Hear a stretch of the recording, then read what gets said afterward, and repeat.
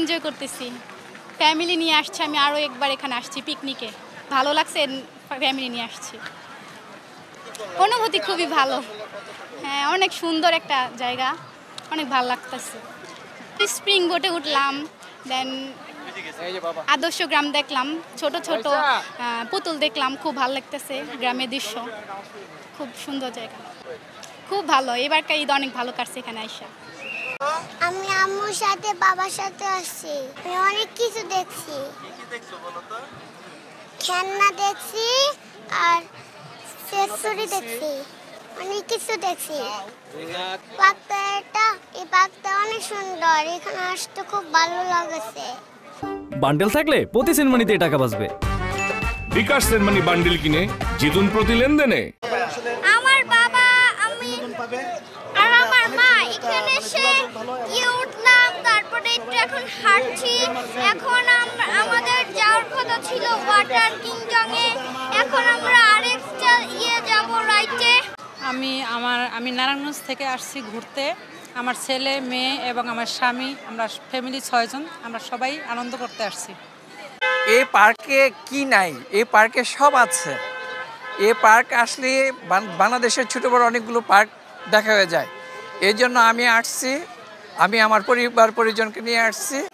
আমরা আসছি ব্রাহ্মণবাড়িয়া থেকে, আমাদের বাড়ি জেলা ব্রাহ্মণবাড়িয়া, থানা কসবা। তো আমরা আসছি এখানে ফ্যান সার্কেল ঘুরতে আসছি একসাথে।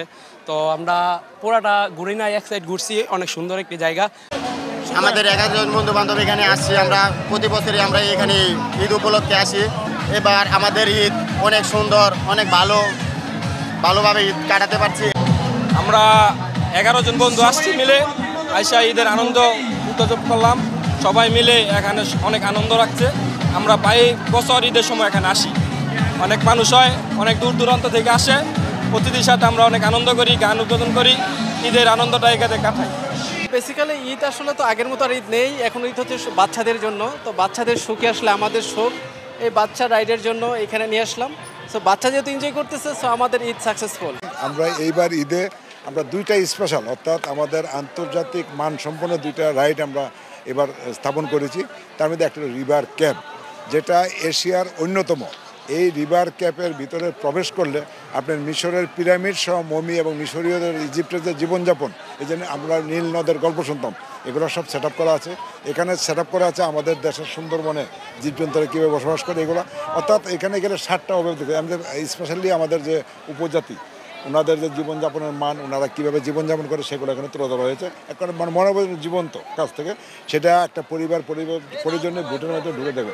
আর বিশেষ করে আমাদের এবার ওয়াটার পার্কটা আমরা এক্সপেনশন করেছি এবং আন্তর্জাতিক মানসম্পন্ন একটি ওয়াটার পার্ক আমরা করেছি।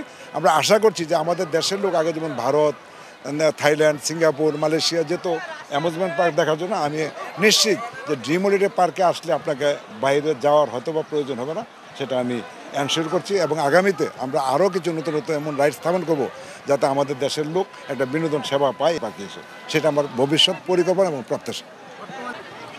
আর আপনি জানেন যে আজকে ঈদের পরের দিন আমাদের এখানে অনেক দর্শন দিয়েছে, তাদের কথা বিবেচনা রেখে আমরা আমাদের এখানে নিরাপত্তার বিষয়টা আমরা 100% আমরা এনশিওর করেছি।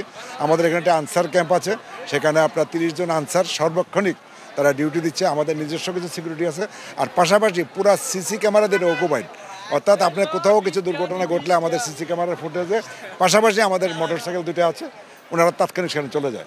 সব কিছু মিলে আমরা নিরাপত্তাটাকে ফার্স্ট প্রায়োরিটি দিয়েছি, নিরাপত্তার ব্যাপারে আমি নিশ্চিত।